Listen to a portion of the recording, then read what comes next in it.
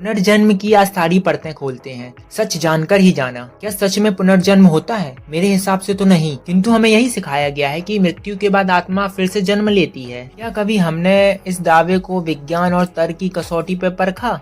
शायद नहीं, इसलिए हम पुनर्जन्म को लेकर इतने व्यथित हैं। पुनर्जन्म का दावा करने वाले लोग अक्सर कहते हैं कि जब इंसान की मृत्यु होती है तब आत्मा पुराने शरीर को छोड़कर नए शरीर में जाती है। ये तो हो गई लोगों की बात। अब हमारा तर्क और हमारा ज्ञान क्या कहता है?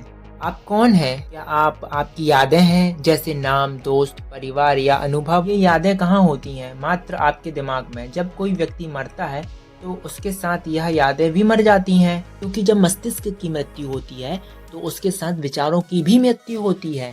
दिमाग के मरते ही इंसान की सारी यादें नष्ट हो जाती हैं। जब याद ही नहीं बची तो आप वही पुराने इंसान कैसे बचे? इसलिए पुनर्जन्म जैसी कोई चीज नहीं होती, क्योंकि शरीर नष्ट यानी दिमाग नष्ट, और अगर दिमाग नष्ट तो आप वही पुराने व्यक्ति नहीं हैं, आप नया जन्म है। क्योंकि दिमाग के नष्ट होते ही मन, बुद्धि, अहंकार और चित्त चारों ही नष्ट हो जाते हैं। अब कुछ पंडित और बाबा लोगों के सामने यह बात रखते हैं कि एक और शरीर होता है और उसी का जन्म होता है और वह है कारण शरीर। उन बाबाओं से पूछना चाहता हूँ कि उनके पास कोई ठोस सबूत है कि कारण शरीर का ही जन्म होता है, वही हमारा पिछला जन्म था और वही हमारा ये जन्म है? किंतु नहीं, इन बाबाओं के पास कोई ठोस सबूत नहीं है। आज दुनिया में चाहे हवा हो या सूक्ष्म बैक्टीरिया, विज्ञान उसका पता कर सकता है, उसे देख सकता है, उसका माप लगाया जा सकता है। आज तक दुनिया में ऐसा कोई इंसान पैदा नहीं हुआ जो कारण शरीर का पता कर सके। जब तक आप इसे किसी भी तरह साबित नहीं कर सकते, जब तक यह व्यक्तिगत नहीं बल्कि सिर्फ एक कहानी है, और हम कहानियों के आधार पर दुनिया को नहीं मानते हैं, हम दुनिया को जीते हैं, तभी तो दुनिया हमें यकीन मालूम पड़ती है। विज्ञान के अनुसार पुरुष का शुक्राणु और महिला का अंडाणु का मिलन है। यह एक शुद्ध भौतिक प्रक्रिया है। नए जीवन को शुरू करने के लिए इसमें कारण शरीर की कोई जरूरत नहीं होती।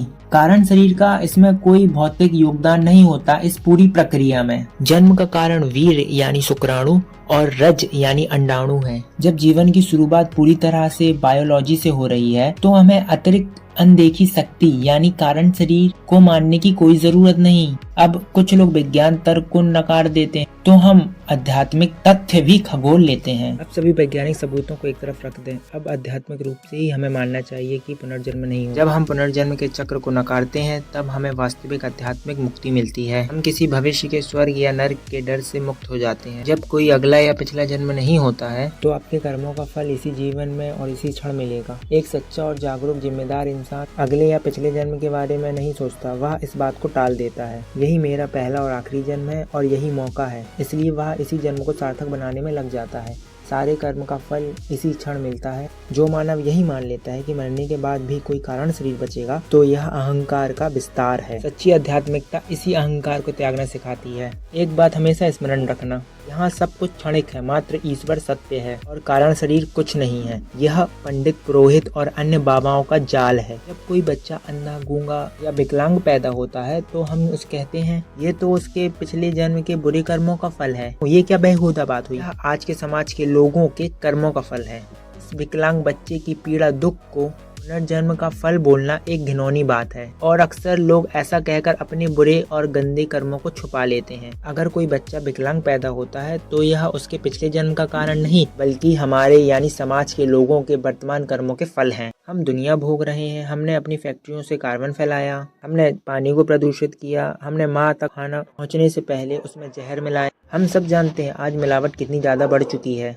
बच्चे को माँ के गर्भ में सही पोषण नहीं मिला, उसे दूषित हवा पानी मिला, इसलिए वह बच्चा विकलांग पैदा हुआ। देखा जाए तो इसका असली कारण प्रदूषण, मिलावट, हमारी लापरवाही है। यही हमारी सामूहिक और लापरवाही का सीधा नतीजा है। हम अपनी इस गलती को छुपाने के लिए उस बेबस बच्चे के पिछले जन्म का दोषी ठहरा देते हैं। इंसान के पास मात्र यही जन्म है जो जी रहा है, किंतु वह इस जन्म को अनदेखा कर पिछले और अगले जन्म में मर रहा है।